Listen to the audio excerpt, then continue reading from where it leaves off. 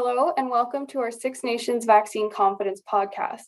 On this edition of our podcast, we will be sharing stories from community members on their experiences with getting the COVID-19 vaccine. Today's podcast features Six Nations community member Kylie Miller. Kylie is 27 years old and is an Oneida Wolf Clan from Six Nations. She has a 4-year-old son and is currently working as a teacher's assistant at Stone Ridge Children's Center here in Six Nations. Thank you for joining us today, Kylie. Thank you for having me. Could you share with us your COVID-19 vaccination experience? Yeah, okay. So I booked my first dose back in, I think, maybe February or March. It was kind of when Brantford had released that they were vaccinating Indigenous adults. So all of my friends were booking their appointments, and I was a little hesitant at first to book my appointment. And I finally just said, yeah, you know what, the heck, I might as well do it. And so the next day when I went to go get my COVID vaccine, I showed up at the wrong place. And here I booked a COVID test on accident. So I just went back online and just rebooked for a new appointment. And I think it was maybe a couple days later, like on a Thursday or Friday. And it didn't take long. The nurse helped to ease my anxiety. She walked me through it. The needle was painless. And then I sat for maybe about 15 minutes. And then, and then that was that. And I think the whole process maybe only took about 45 minutes. Most of the time was just the waiting game. But other than that, yeah, it wasn't too bad. Did you experience any side effects with either of your vaccinations? For my first dose, I just kind of had like the sore arm. And I had maybe a little bit of a headache the next day. It wasn't nothing that Tylenol or Advil couldn't fix, and it wasn't like excruciating or nothing.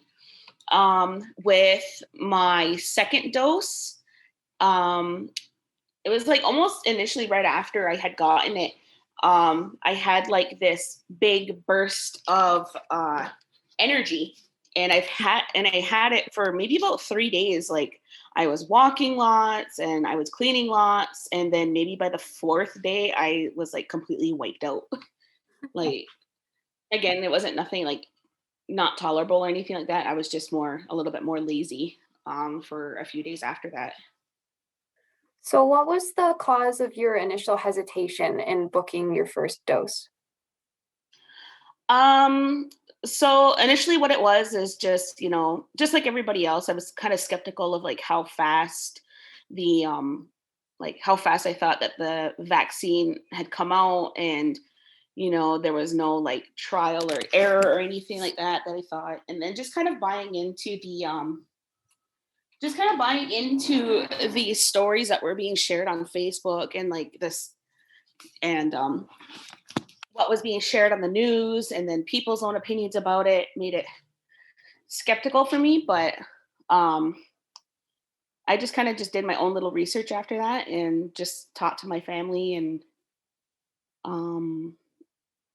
and that's kind of when I decided like what I was going to do. So what was it that ultimately made you choose to get the vaccine?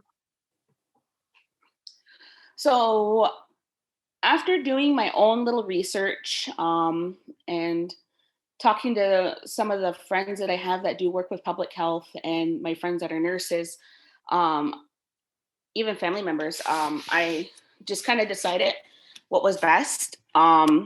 I took it as doing something that was best for my son. My son, he's a very severe asthmatic. And, so is my brother and my sister.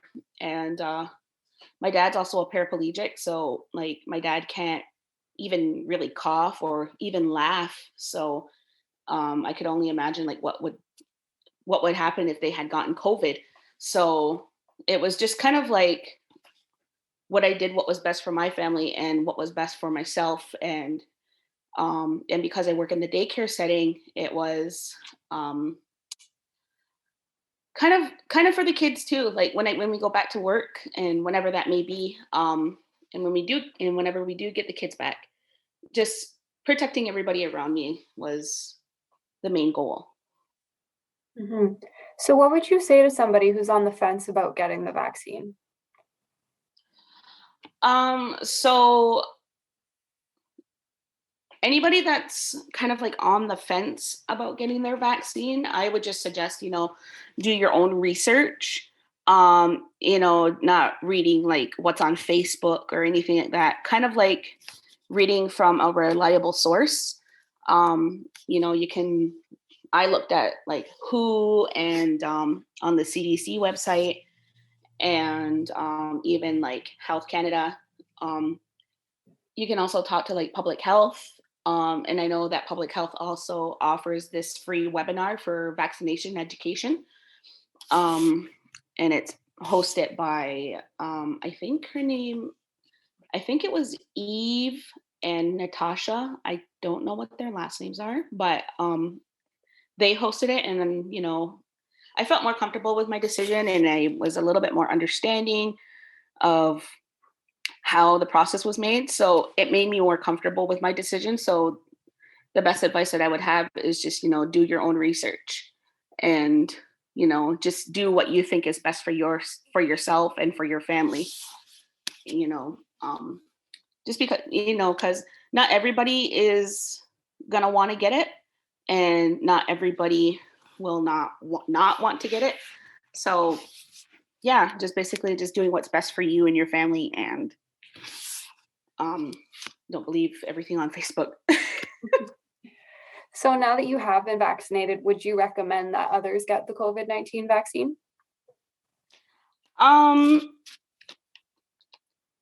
I would recommend you getting it, but it's your decision, it's your body, and you do what you think is best for yourself, and you do what's best for, um, just respecting everybody else's choices. Um, but yeah, I would recommend it if you're on the fence about getting it. I recommend getting it. I feel a little bit more at ease about it, and it makes me feel a little bit more safer. So yeah, totally. Well, thank you, Kylie, for sharing your vaccine experience with us today. And thank you to everyone listening for joining us today. We'll see you all on the next episode of our Vaccine Confidence podcast. Miawa.